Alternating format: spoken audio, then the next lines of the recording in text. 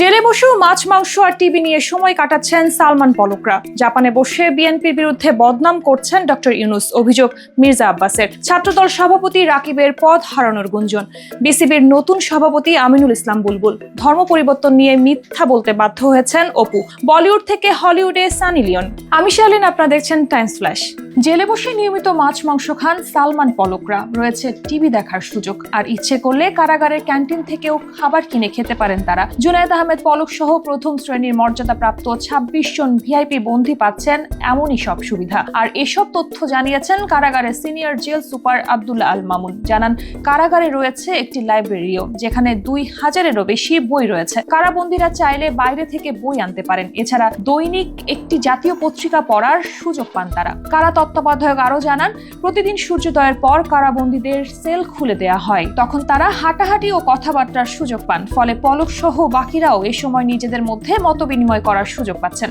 Doctor Yunus সাহেব জাপানে বসে বিএনপির বিরুদ্ধে বদনাম করছেন। লজ্জা লাগলো না বিদেশে বসে দেশের বিরুদ্ধে বদনাম করতে? এমন মন্তব্য করেছেন বিএনপির স্থায়ী কমিটির সদস্য মির্জা আব্বাস। তিনি বলেন, ডক্টর ইউনূস জাপানে বলেছেন একটি দল শুধু নির্বাচন চায়, আর আমরা বলতে চাই একটি লোক শুধু নির্বাচন চায় না, আর সেটা হচ্ছে ডক্টর ইউনূস। সংস্কার করতে করতে বর্তমান সরকার বিদেশি লোকদের আমদানি করেছেন বলে অভিযোগ করেন তিনি। নির্বাচন না হলে এদেশের ভৌগোলিক অবস্থান ঠিক থাকবে না বলেও সতর্ক করলেন মির্জা আব্বাস।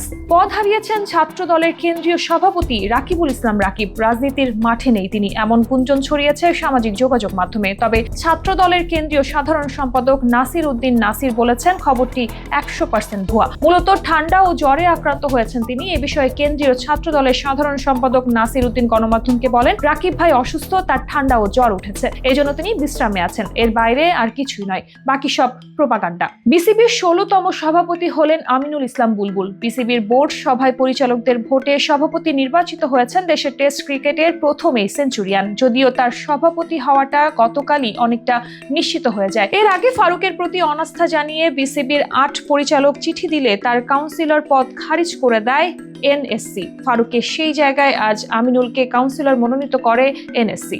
কাউন্সিলর মনোনীত হয়েই আজ বিকেলে বিসিবি ভবনে আসেন সাবেক এই অধিনায়ক। ধর্ম পরিবর্তন নিয়ে মিথ্যা বলতে বাধ্য হয়েছেন অপু বিশ্বাস। ২০০৮ সালে শাকিব খানকে বিয়ে করে সে তথ্য রেখেছিলেন গোপন। তবে যখন এই খবর তিনি প্রকাশ্যে আনেন, তখন জানালো সনাতন ধর্ম ত্যাগ করে ইসলাম ধর্ম গ্রহণ করেছেন অপু বিশ্বাস। কিন্তু সেটা সত্য নয়, অপু হিন্দু ধর্মেই আছেন। তবে সে সময় কেন তিনি মিথ্যার আশ্রয় নিয়েছিলেন এবার জানিয়েছেন সে তথ্য। বলেন, বিয়ের পর নিজের ক্যারিয়ার এবং সন্তানের জন্য ক্যামেরার সামনে মিথ্যা বলতে হয়েছে। অপু বিশ্বাস বলেন, সত্যি কথা বলতে বিয়ের পরও আমি পুরনো ধর্ম নিয়েই ছিলাম। ক্যামেরার সামনে অনেক মিথ্যা বলেছি। বলিউড থেকে হলিউডে সানি লিওন হাঁটছেন একদম ভিন্ন পথে। রিয়েলিটি শো ও রোমান্টিক পর্দার তারকা হিসেবে পরিচিত সানি লিওন এবার পা রেখেছেন অ্যাকশনের দুনিয়ায়। তবে সেটা হলিউডের পর্দায়। হলিউডে তার আত্মপ্রকাশ হতে চলেছে জাতিসংঘ শান্তিরক্ষী চরিত্রে, যেখানে প্রেম রোমাঞ্চ নয়, থাকবে বেদনা, সাহস আর এক চরম মানবিক লড়াই। অনেকেই বলছেন এটাই হতে যাচ্ছে সানির ক্যারিয়ারের সবচেয়ে সাহসী ও স্মরণীয় এক মোড়। মোহনীয় রূপের বাইরে তিনি অভিজ্ঞতা পাবেন এক সম্পূর্ণ